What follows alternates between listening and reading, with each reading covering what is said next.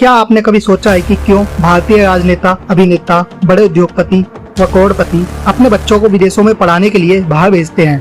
क्यों नहीं ये लोग अपने बच्चों को देश के सरकारी व प्राइवेट स्कूलों में व शिक्षा संस्थानों में पढ़ाते? और ऐसा क्या है विदेशों में जो हमारे देश के एजुकेशन सिस्टम में नहीं? आज हम बात करेंगे इन्हीं सब मुद्दों पर। तो आइए शुरू करते हैं। स्वागत है आपका एकम वाणी बाय सुनील कुमार चैनल की एक और नई वीडियो में। आइए जानते हैं इंडिया की शिक्षा प्रणाली और विदेशों की शिक्षा प्रणाली में क्या अंतर है। जैसा आपने देखा हुआ सुना होगा कि इस साल NCERT की किताबों में भारतीय इतिहास व विज्ञान चर्चा का विषय बना रहा। तमाम न्यूज चैनल व ऑनलाइन प्लेटफॉर्म पर इनके ऊपर चर्चा व बहसबाजी हुई और आज भी हो रही है। परंतु आज हम बात करेंगे हमारे एजुकेशन सिस्टम के बारे में।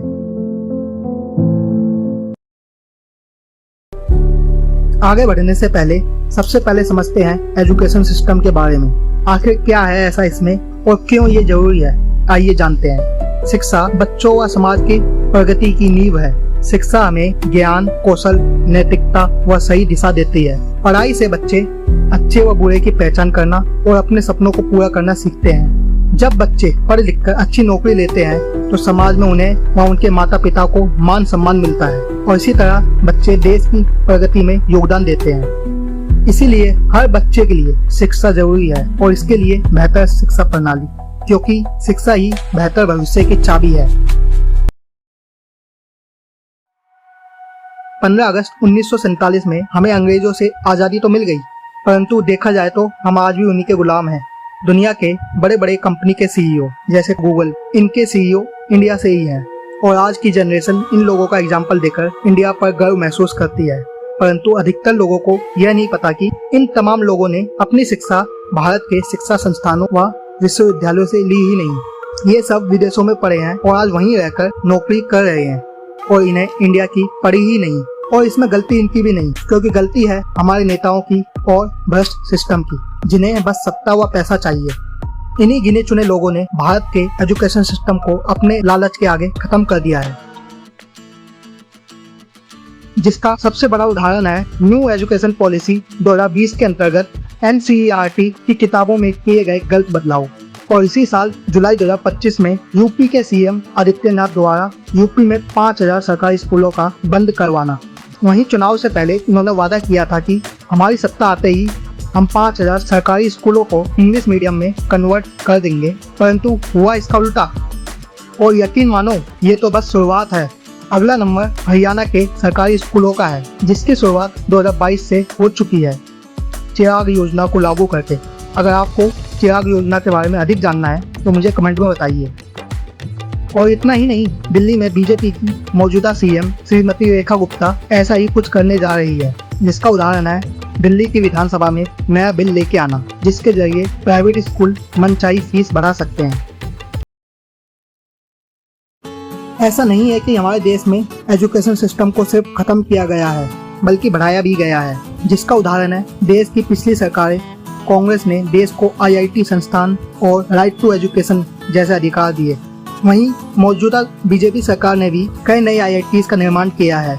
वहीं दूसरी तरफ दिल्ली की पिछली सरकार के समय आम आदमी पार्टी के CM व शिक्षा मंत्री के कार्यकाल में भी दिल्ली का शिक्षा स्तर बढ़ा। मतलब समय के साथ साथ सरकारों ने अपने अपने तरीकों से कोशिशें तो करी, परंतु पूरी तरह नहीं। और यही कारण है कि सरकारी स्कूलों का नाम सुनते ही हमारे मन में टूटी फूटी इमारतें, हंसी मजाक करते शिक्षक और वहीं दूसरी तरफ मौज मस्ती करते छात्र, मजे लेते छात्र जैसे दृश्य मन में आते हैं। परंतु ऐसा है नहीं। हमारे देश में ऐसे लोग भी हुए और आज भी हैं जिन्होंने बिना किसी स्वार्थ के, बिना किसी सैलरी के गरीब बच्चों को पढ़ाया लिखाया और आज भी कर रहे हैं। उदाहरण के लिए महात्मा फुले जैसे लोग, जिनके नाम इतिहास में दर्ज हैं, वो कई तो ऐसे भी हैं जिन्हें लोग जानते भी नहीं, जैसे तुलसी मुंडा, द्विजेंद्रनाथ घोष व देवरापल्ली प्रकाश राव जैसे। और मौजूदा समय में वरुण श्रीवास्तव, पूर्णिमा मोहती और आदित्य कुमार जैसे लोग। देखा जाए भारत में अच्छे शिक्षक भी हैं और मेहनती छात्र भी, परंतु इन लोगों की तमाम मेहनत रंग नहीं लाती, सिर्फ और सिर्फ हमारी शिक्षा प्रणाली की वजह से, जिसमें मुख्य रूप से कुछ कमियां हैं। जैसे हमारे देश के स्कूलों में आज भी पुराने सिलेबस पढ़ाया जाता है, जिसमें रिसर्च और इनोवेशन पर कम फोकस है, जिससे आगे जाकर बच्चे समाज के नौकर बनते हैं, मालिक नहीं। भारत के विद्यालयों में रटने पर ज्यादा जोर दिया जाता है, जबकि विदेशों में प्रैक्टिकल नॉलेज, स्किल डेवलपमेंट पर ध्यान देते हैं।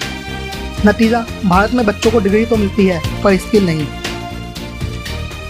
सबसे बड़ा कारण है हमारे देश की सरकारें जीडीपी का सिर्फ 2 से 3% ही शिक्षा पर खर्च करती हैं। विदेशों में इनका परसेंटेज ज़्यादा है, जैसे अमेरिका में 6%, जर्मनी में 4 से 9% और जापान में 7.43% बजट का पैसा शिक्षा पर खर्च होता है। वहीं बात करें R&D रिसर्च एंड डेवलपमेंट पर सिर्फ 0.6% ही बजट का पैसा खर्च करती हैं।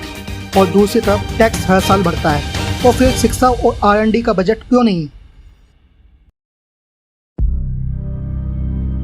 अब कुछ लोग कहते हैं कि हमारा देश हजारों सालों तक मुसलमानों व अंग्रेजों का गुलाम रहा, इसलिए ऐसा है। तो आपको बता दूं कि सन 1945 में वर्ल्ड वॉर 2 के बाद दुनिया के नक्शे पर कई नए देशों का जन्म हुआ व कई देशों ने अपनी शुरुआत शून्य से करी। उदाहरण के लिए जापान और जर्मनी।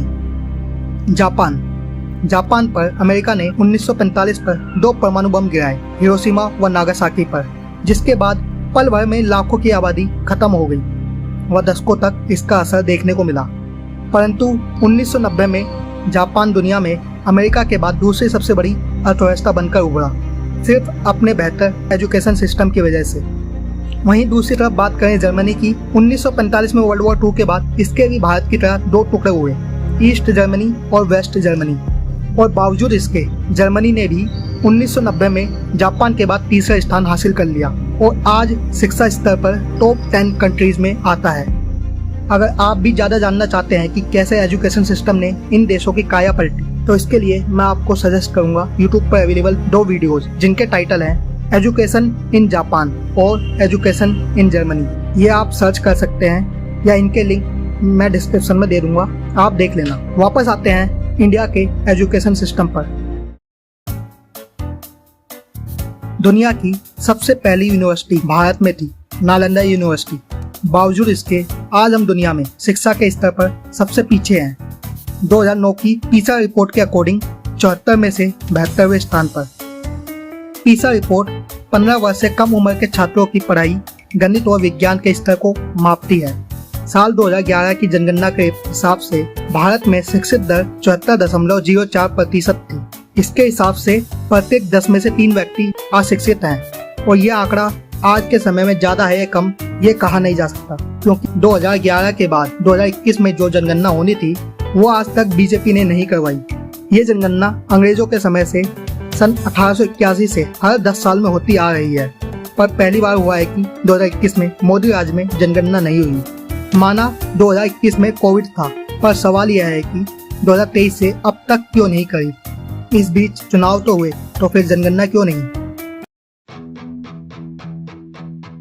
अगर आपको भी देश व अपने बच्चों से प्यार है तो नेताओं की मंदिर मस्जिद, हिंदू मुस्लिम, भारत पाकिस्तान की फालतू की बहस में न उलझें, बल्कि सवाल करें अपने बच्चों व देश के करोड़ों बच्चों की बेहतर शिक्षा व बेहतर भविष्य के लिए, क्योंकि शिक्षा से ही बेहतर भविष्य हो सकता है।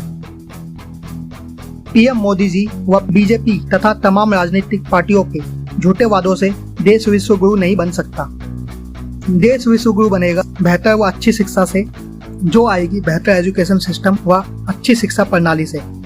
क्योंकि ईमानदार नीयत हो तो बिना करप्शन के भी देश चल सकता है, जिसका उदाहरण मैंने मेरी इस वीडियो में दिया है। इसका लिंक मैं डिस्क्रिप्शन में दे दूंगा, बाकी आप मेरे चैनल पर जाकर देख सकते हैं।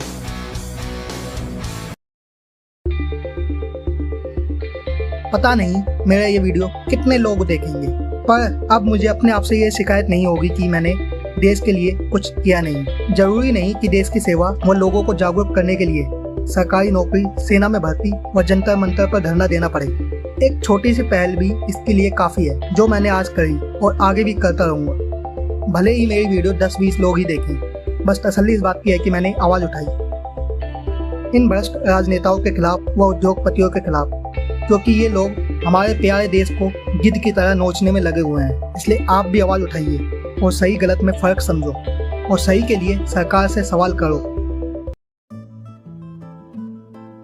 अगर आपने मेरी ये वीडियो अभी तक देखी और वीडियो में दी गई जानकारी आपको इन्फॉर्मेटिव लगी, तो वीडियो को शेयर करें अपने दोस्तों व रिश्तेदारों के साथ। और मेरी आने वाली वीडियो देखने के लिए एकम वाणी बाय सुनील कुमार चैनल को सब्सक्राइब करना ना भूलें। धन्यवाद। जय हिंद।